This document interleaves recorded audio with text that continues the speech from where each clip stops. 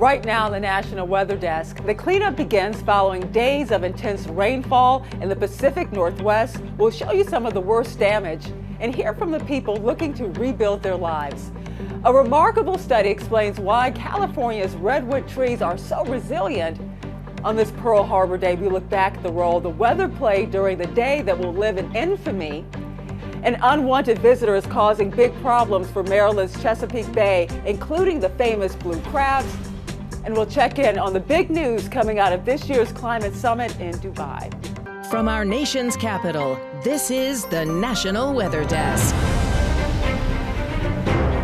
Good morning and welcome to the National Weather Desk. I'm Angela Brown. The floodwaters are now receding in the Pacific Northwest following days of relentless rain from an atmospheric river. Now the cleanup is underway. This is what all that water looks and sounds like. 20,000 cubic feet per second pouring over Snoqualmie Falls. All that rain flooded farmlands, homes, businesses, and roads. We have team coverage from Washington and Oregon this morning. We start in one of the worst spots, Snohomish County, and Jeremy Harris. Getting the water out was the first task of what will be a long cleanup for Krista Mason and her family. The higher the water rose, the more the water started coming into the house. The floodwaters finally pulled back today. It looked like an ocean. But not before doing plenty of damage. I lost technically two bedrooms downstairs. This is what it looked like 24 hours earlier as the Snoqualmie River reached record flood levels here in Arlington. You know, we could see the water through the ring cameras just slowly rising. Krista's son was stuck in the house for the flood. He thought really well under pressure. He just quickly started grabbing stuff from the basement, bringing it all up. I mean, so it went from here down and around. Yeah. Up the road at Taj Grill and Spice, the flood was so powerful it picked up and moved this dumpster 20 feet. I put the sandbags and it moved everything. Inside the restaurant, it was almost like 1.5 or 2 feet. owner Rohit Deep Singh says the water fried their appliances. So we have to replace all fridges, everything, yeah. What a shame. The flood also spoiled their food right ahead of what is normally the busiest time of year. 3 years before water was here, but not like this. County and state crews spent the day assessing the damage, but for the families affected by this historic flood, today's cleanup is just the beginning. You're absolutely helpless, you know? You put 6-8 inches of rain in a couple days, and you know it's only got one place to go, and that's up. Dan Elverts lives in this house next to the Wilson River. This time of year, the river is usually about 5 feet deep, but during the peak of Tuesday's atmospheric river, it was 16 feet deep. It's not normally that high. That's a lot of water. The storm causing the river to overflow into his backyard and shutting down roads all across Tillamook County. 2 roads fully collapsed, Miami Foley Road in the north and Sand Lake Road in the south. We met Max Jensen next to a road closure off of Northeast Carnation Farm Road. He's training for a marathon. He said a day ago he ran this route. Now he's going to have to find a detour. Yeah, I mean, these are the low-lying areas next to the river that they definitely flood first. I think for the past few years, this is typical. The landowners here have done this before. Fortunately, and so far, King County emergency management officials tell us that nobody in this area has reported any water damage in their homes. But they said that could change in the next few days as people get a closer look at any damage on their properties. Supposed to be picnic benches somewhere around here? Correct. Just up north in Duval, we met Barbara Leichner, and we looked over at a part of a park now conquered by the Snoqualmie River. When you see a river moving like that, I mean, what do you think about just the power of nature? I'm glad I don't live near the river. King County officials said this water will now start to recede, and those here will get ready for the next time. Maybe 10, 15 years ago, you didn't see this very much, but definitely seems like a lot more these days. On any given day, Savannah is surrounded by the Stillaguamish, and why this town without a stoplight has more squeegees, sprayers, and shovels than anything else. It's just one of those things that we just live with. Willow Payne and her husband Jim own the Country Cafe and said the biggest nuisance is replacing the gravel from their lot that was washed down the street. We're used to it. Everybody kind of knows what they're going to do when it happens. Yet she admits the record flooding was a bit intimidating. The Stilly had a sharp spike. The current ran fast. This one came up a lot quicker than any of the ones in the past, so it's kind of a flash flood, I guess you could call it. Keith Taylor said that's why he was mopping up and did not have a chance to sandbag as usual. It was a similar scenario for Kevin Faulkner. Rite of passage, something that just happens and you deal with it and move on. Faulkner said the only thing that was damaged was his front door. You got people that just decide they're going to go drive in the flood and create wakes, and the wakes came and hit my door and destroyed it. Yet he and the others say they'll be open for business soon and be ready for the next rainy day on this long-established floodplain. Now that the flooding is over, snow is falling again in the Washington Mountains. It also snowed yesterday in western North Carolina. There was a dusting in some places and several inches in the higher elevations. It was even enough for some sledding. The snow had another benefit as well. It's helping put out the black bear wildfire near the Tennessee border. Hurricane season has officially ended in the Atlantic, but tropical cyclone season is just getting started down under. Jasper is the first cyclone of the season, and it's gradually intensifying as it moves towards Australia. Meteorologist Ryan Mirando takes a closer look at the storm and shows us what makes cyclones different than hurricanes. That swirl of red, that's tropical cyclone Jasper. It's a hurricane, but out in the Pacific, they call them tropical cyclones, and this could be a pretty powerful storm as it approaches the Australian coastline. Winds could be near 125 miles per hour. That would be equivalent of a Category 3 hurricane if it was here in the Atlantic. But take a good look at this system. Does it look any different, any unique to you? It's actually spinning clockwise, the opposite direction to how our hurricanes spin in the northern hemisphere. The reason for this, it's all to do with the Coriolis effect. Have you ever been driving off a steep exit ramp and noticed you kind of lean in the opposite direction? Well, that's really what the hurricanes are feeling due to the spin of the Earth. If we tilted this to see over the northern hemisphere, notice it looks like it's spinning counterclockwise where we are. But if we shifted this over the southern hemisphere, it actually flips in the opposite direction. It looks like the Earth is spinning clockwise. A study reveals why California redwoods are so resilient following damaging wildfires. Researchers found the tree holds on to carbon reserves and thousands of years old dormant buds to help them survive. It seems the trees kept these reserves as an insurance strategy to help them in times of crisis. After a fire, the burned trees recover by resprouting roots, trunk, and bark supported by carbon and also buds. Ceremonies will be held in Hawaii today to mark 82 years since the attack on Pearl Harbor. Not surprisingly, weather played a role on the morning of December 7th, 1941. Meteorologist Emily Gracie looks back at that day that will live in infamy. December 7th, 1941. It was a day that would live in infamy, but also a day with crystal clear skies and light winds, allowing good visibility for the Japanese attack on Pearl Harbor. Weather was aiding in the success of the attack even in the weeks leading up to it. Low, thick cloud cover shrouded the massive Japanese fleet during the 12-day journey, allowing them to go undetected by reconnaissance aircraft. Once within 200 miles of Pearl Harbor, they faced the challenge of flying above the clouds near Hawaii. They discovered the necessary weather information when they picked up a Honolulu radio station and heard a disc jockey mention partly cloudy with clouds mostly over the mountains. Armed with this intel, 360 planes set forth, sealing the success of the historic attack. While the weather worked in the favor of the Japanese, there was a small silver lining. The USS Enterprise was set to arrive in Pearl Harbor on December 6th, but was delayed by bad weather. The unexpected holdup kept the aircraft carrier over 200 miles from Pearl Harbor that morning, saving the lives of those on board. For the National Weather Desk, I'm meteorologist Emily Gracie. And coming up on the National Weather Desk, we'll learn about the invasive catfish threatening Maryland's eastern shore, and we'll find out how meteorologists are able to measure rainfall amounts.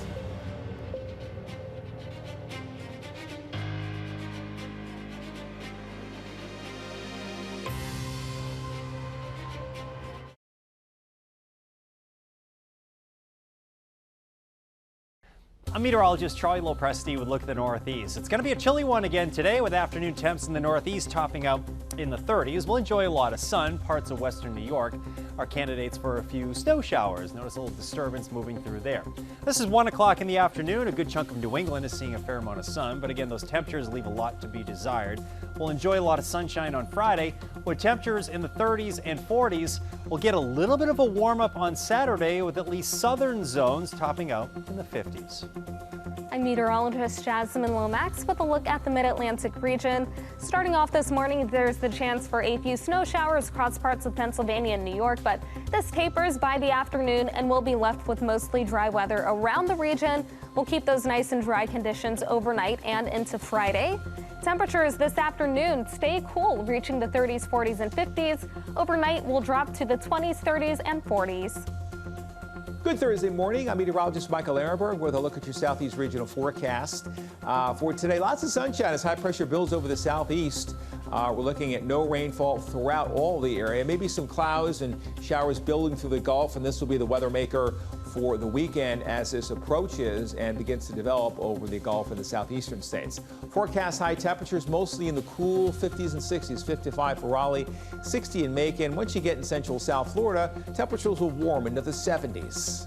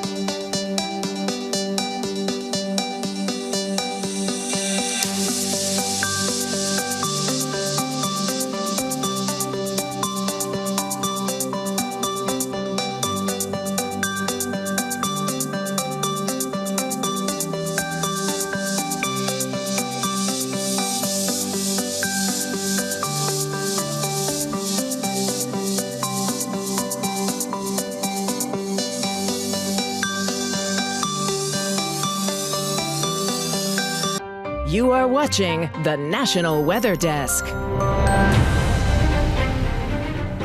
As we've mentioned, the flooding in the Pacific Northwest is following the arrival of the latest atmospheric river. Meteorologist Violet Skyberg explains what they are and how they can bring so much rain in a short period of time. Similar to an actual river, an atmospheric river is a large, narrow, continuous band of moisture, but in the sky. And as it flows inward, it can create some precipitation. So this giant band of water vapor on average is about 200 to 400 miles wide.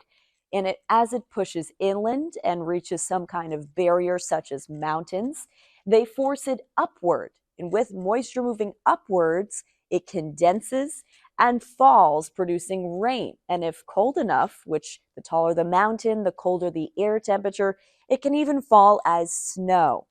And depending on the intensity of this, atmospheric rivers can actually produce very heavy snow, flooding, even mudslides. And this usually tends to occur along the coast of California, where we have the mountains right off the coast. And with an atmospheric river flowing inland, it can create some issues. And it's not just atmospheric rivers hitting the Pacific Northwest right now, it's also king tide season. These are extremely high tides that happen mostly in the early winter months. But as meteorologist Rebecca Stevenson explains, there are other factors that make them different than typical high tides. King tides rolled in during the last week of November, and pictures were circulating from our So Northwest photographers on Facebook, showing huge waves during these higher and lower tides. The seaside slang, king tide, refers to a perigean spring tide. The word spring refers to water springing forth. A spring tide occurs every 2 weeks when the moon, sun, and earth are aligned, creating a new moon or a full moon. The tide-generating force of the sun works in the same direction as the moon, together getting high tides to rise higher and low tides lower. Perigee is not a tide, it's when the moon orbits the closest to Earth. This occurs about every 28 days. It's when the gravitational pull of the moon is a stronger force on the tides. When spring tide and perigee come together at about the same time, we can have higher waves rolling on shore, crashing on shore. In some cases, coastal flooding, especially if strong pressure centers are offshore or overhead. These perigee and spring tides, or king tides, happen between 6 to 8 times a year.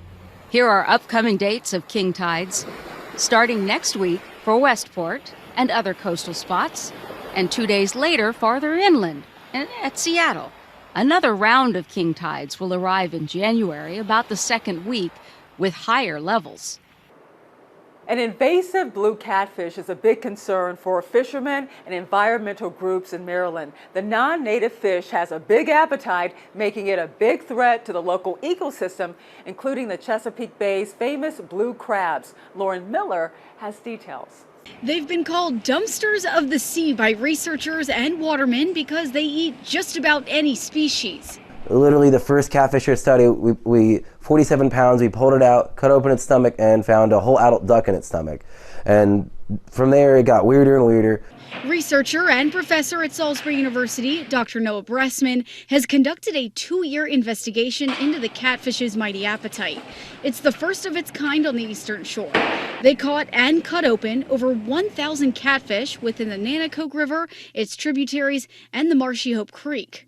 Everything's got their own preference still. Just because they'll eat anything and everything that comes by them doesn't mean they don't have a preference. And by understanding what they have a preference for, we can figure out which species are most of concern here. And it turns out, compared to some other rivers, they're eating a lot more river herring here and a lot more blue crabs and white perch than other tributaries. And at the Whitman Wharf Catfish Processing Plant, this information comes as no surprise. A lot of times when we open the bellies up on these fish, we see a wide range of species. And like I said, I mean, the catfish is an opportunistic fish. And so if it's there and he can eat it, he's going to. A look inside the belly of the beast that's posing a problem in our waterways. When storms knock out electricity, many people turn to generators to help power their homes. But as Owen Kingsley reports, backup generators can be dangerous when not used properly. When I got there, there was heavy black smoke coming out of the eaves. And when I made it to the back of the building, the back porch, there was a generator plugged in, running.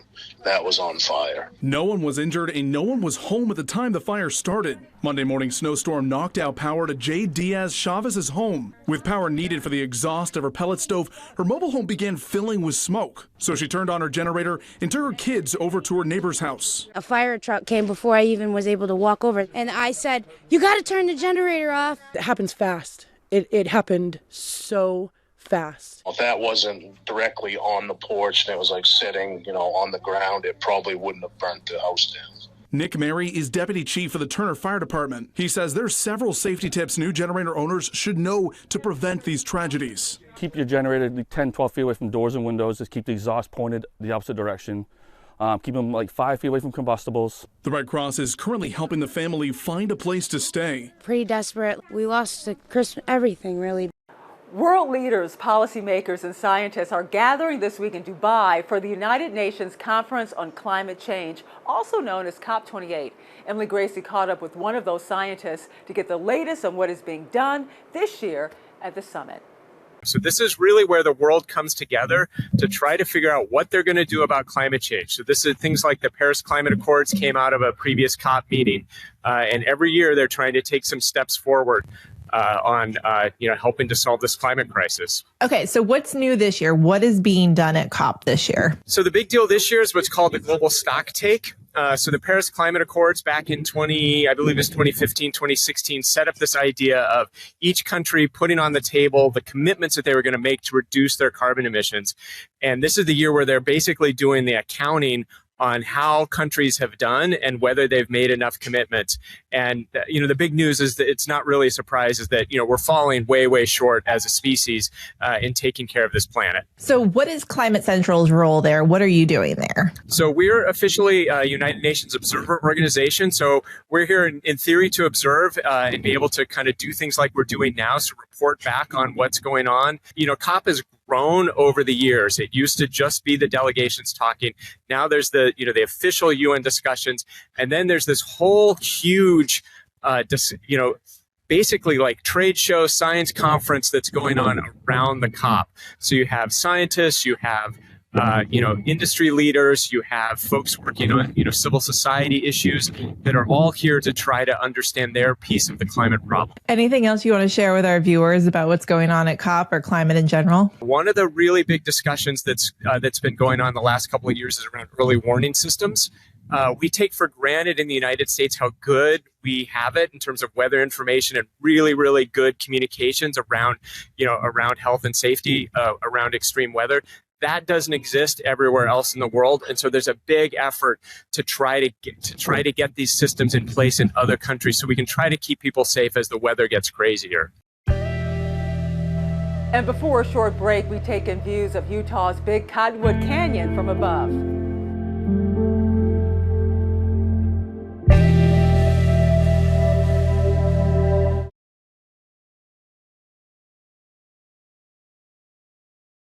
Well, good Thursday morning, everyone. I'm meteorologist Phil Kelly. I think we've got a couple nice days for most of the region. We'll be into the low 60s from Des Moines. In mid-60s, St. Louis today into the 50s, but we do have some cold air lurking off to our north and west. Cold front starts to slide through. I think Friday looks very nice. That warmer air slides into the Ohio Valley. Rain then, much cooler temperatures with some snow showers. Highs in the 30s in Minneapolis, 60s with rain Saturday in Columbus. Good Thursday morning to you. Meteorologist Chris Suchet. Look at our forecast today across the region, and we will see a mixture of clouds and some sunshine, and really not a bad afternoon with highs in the 60s and 70s across the region. Really not much of a rain chance unless we get a little sprinkle around San Antonio to Austin. We head to Friday's forecast, a milder morning. Look at those lows, 50s and 60s to even around 70. And just some scattered clouds. New Orleans to Little Rock, otherwise sunshine. Pretty warm day across Texas. Well, hi there, everybody, and good Thursday morning to you. I'm meteorologist Shannon O'Donnell. Chilly out west, starting to cool off again after a big visit from the warm Pineapple Express. We're back to normal, back into the mid-40s today in the Emerald and the Rose City of Portland, Oregon at 48 with light rain at times. 70s out of Phoenix, 33 will be it for Jackson Hole. Next weather maker, we still have a lot of wet weather pushing back over the Continental Divide with some snow up near the Bitterroots. And that's the scene from here.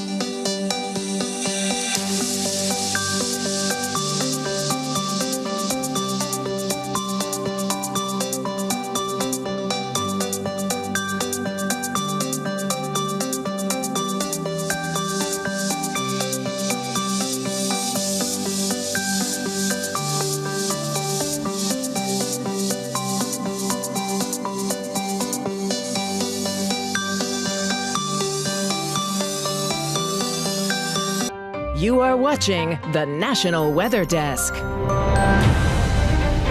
have talked a lot about rain this week. One question we often hear, how is rain measured? Meteorologist Matt Gunn recently posted the answer to that question on X, formerly known as Twitter. How do we accurately measure rainfall here? We're using this rain gauge. So we have plenty of rain gauges out there. You probably see them in the hardware stores, but the one we use has a big cylinder which has a little cylinder inside of it. All the rain is captured through this funnel that trickles into the little cylinder, and then each little line on here measures 1/100th of an inch, and it goes up by increments of tenths of an inch all the way to an inch. And if we see rainfall totals up to an inch, that trickles back down into the big guy, and then we empty this out, which means we had an inch of rainfall, and then when we dump this back into here, we just add whatever we find when we measure it in here to our rain total for that event. We love to share your weather content on the air. You can find us on all your favorite social media platforms, including Facebook, YouTube, Instagram, TikTok. Just search the National Weather Desk. We'll be right back.